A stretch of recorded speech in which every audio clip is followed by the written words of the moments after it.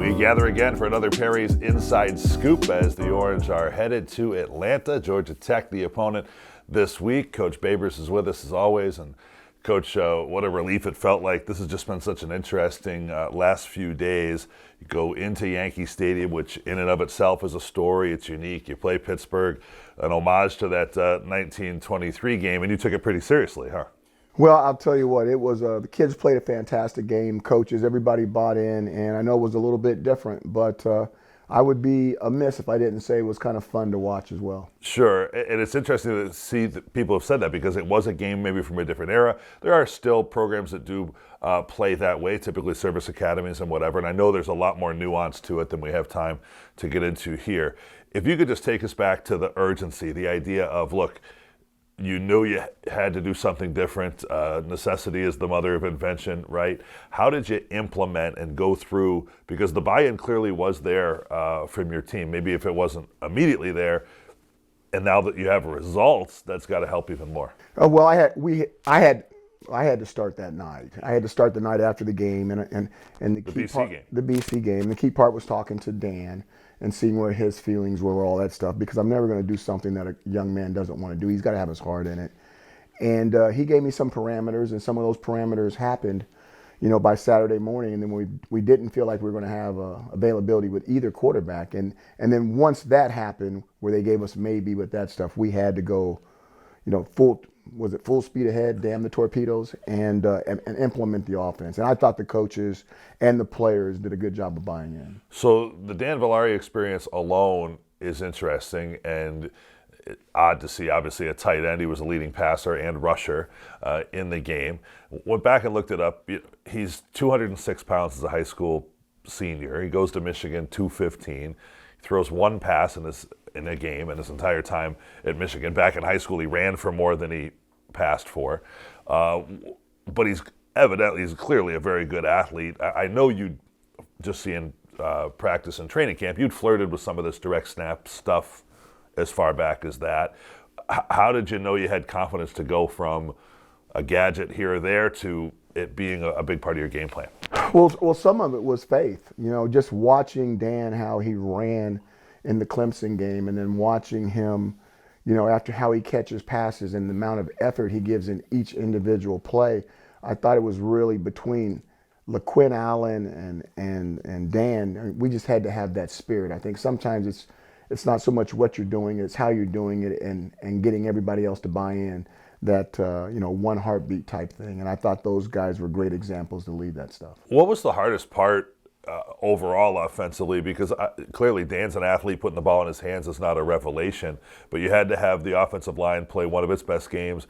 The ball handling between some of the players, and obviously the ball's on the ground quite a bit in a game like that, or Garrett, and just a lot of the different pieces there. What was the biggest challenge overcome, do you think? The biggest thing I would say is the ball handling. Obviously, ball handling and communication.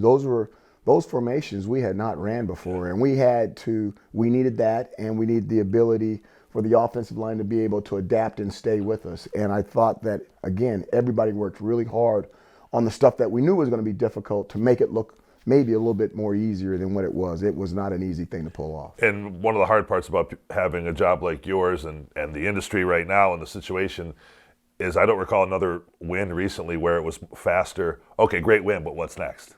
Yeah, absolutely. We want to be 1-0 this week, and we're playing an opponent that's in the top 6 in the conference that's had some amazing victories already. They've really had a fantastic year, but they're 5-5, we're 5-5, and we're both trying to become bowl eligible. Sure. Well known that Georgia Tech so far this season has struggled in stopping the run.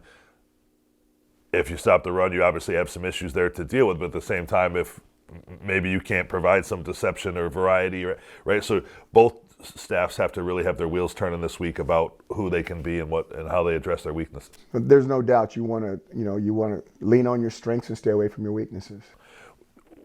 When you go into thinking into what's next mode, How do you address like what's available? Obviously, health is one thing, right? If you could get Garrett Schrader, Carlos Del Rio Wilson available, returning Villari to any sort of passing routes, maybe there's another wrinkle or two or three, right? But the wheels have to be grinding down there in the coaches' room. Yeah, there's not too much stuff I want to say, publicly, but yeah, there's a lot of we're thinking about a lot of stuff. We're looking at some of the stuff that we did. We realize that we have to try to be different. We can't do the exact same thing yet. We want to try to find some success, hang our hats on some success that we had in the previous week. 4 takeaways by the Syracuse defense in the game had to have been a factor, of course, in winning that game. But to me, again, it speaks about everybody understood the urgency of the moment here and was able to rise to the occasion of the Pittsburgh game.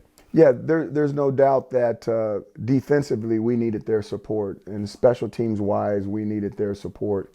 And I thought it was an unbelievable team win, almost a throwback team win, so to speak, based off of how the team got it done. Well, sure, and that goes back to the theme of why the game was played in the first place, commemorating the 100th anniversary of college football at Yankee Stadium. Now you go to another major league market on the road to Atlanta.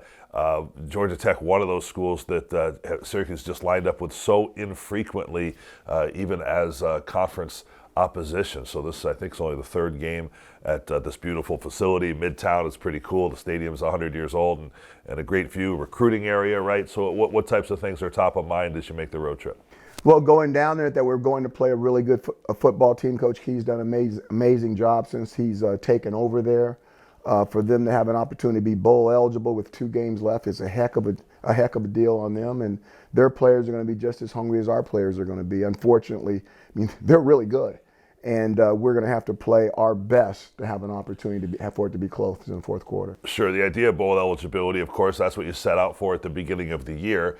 When things are going great at 4-0, you know it's only a matter of time, right? Now, how do you view it? And more importantly, more germane, I guess, to the conversation, how is it felt in the team room that they know it's there, but you got to go earn it?